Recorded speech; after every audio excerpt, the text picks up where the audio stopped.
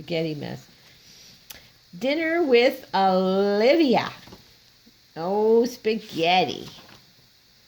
After a busy morning at school, it was finally time for lunch.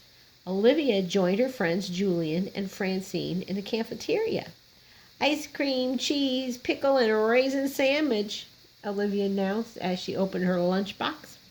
She took a big bite and smiled. A cream cheese pickle and raisin sandwich. A cream cheese, pickle, and raisin sandwich, Olivia announced as she opened her lunchbox. She took a big bite and smiled. Julian had a peanut butter calzone for lunch. Do you want a taste? He asked. I don't think so, said Olivia. No, thank you, said Francine as she took her lunch out of her backpack.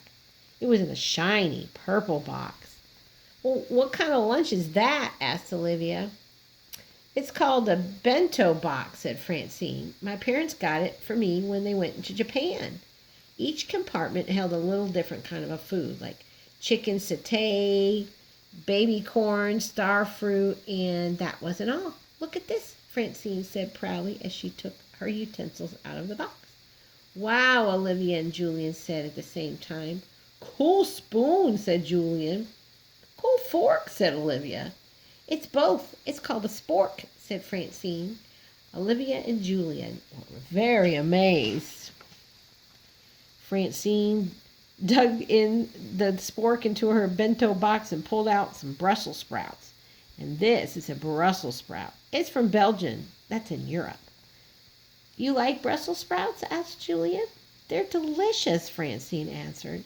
At my house, everything is perfectly delicious. Then Francine had an idea.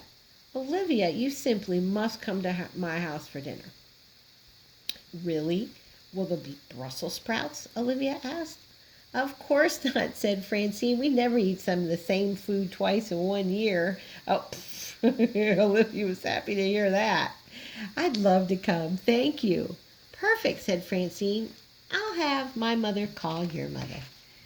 Well, and at home that night, Olivia decided she needed to practice her manners before she goes to Francine's house for dinner. So she hosted her own little dinner party.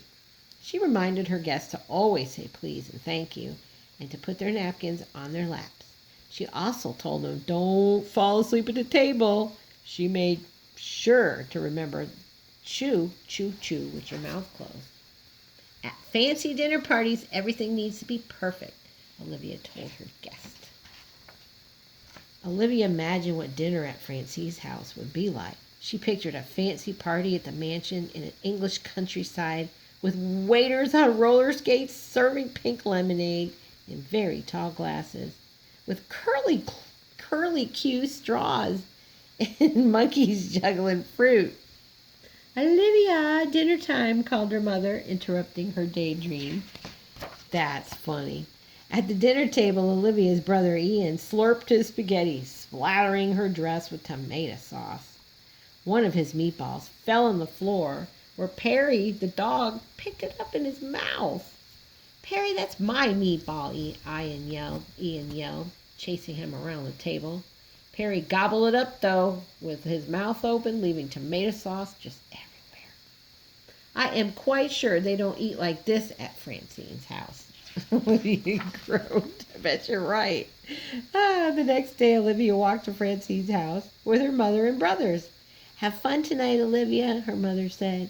And don't forget to invite Francine to our house for dinner, too. Our house, said Olivia, horrified. She looked over at her brothers. Ian was blowing bubbles in his juice box, and William's face was smeared with jam. She imagined what dinner at her house would look like to Francine. I betcha. Welcome to our Humboldt cave. At Francine's house, Olivia gave Francine's mother a bouquet of flowers. Why, thank you, Olivia, but I have a rule about no fresh flowers in the house, said Francine's mother. They make such a mess when the petals drop. Be sure to wipe your feet, Olivia. We mustn't get footprints on the white carpet. Like a good guest, Olivia told funny stories, just as Francine's father was telling her it wasn't polite to tell jokes at the dinner table. Olivia saw Francine's mom come out of the kitchen with a bowl full of Brussels sprouts. Olivia looked at the pile of green in her bowl. To be polite, she decided to take a small bite. Maybe Francine was right. Maybe Brussels sprouts were delicious. I think they are. Maybe not. Olivia quickly reached for her water glass to wash it down. Oops, she knocked one of the Brussels sprouts out of her bowl and it rolled off the table onto the white carpet. Uh-oh, Francine's mother and father were not pleased. Olivia and Francine were told to sit at the kids' table. Are you mad at me? Asked Francine. Why would I be? Asked Olivia. Because of the Brussels sprouts and the no jokes at the table. And, well, I was afraid you wouldn't be my friend anymore. Oh, of course we're still friends, replied Olivia. Then you should come over to my house for dinner. Later that week, it was finally Francine's turn to come to Olivia's house for dinner. It was spaghetti night again. I've never seen anyone do that before, said Francine as she watched Ian slurp his spaghetti. Try it. I'll race you, said Olivia. Turns out Francine was a natural.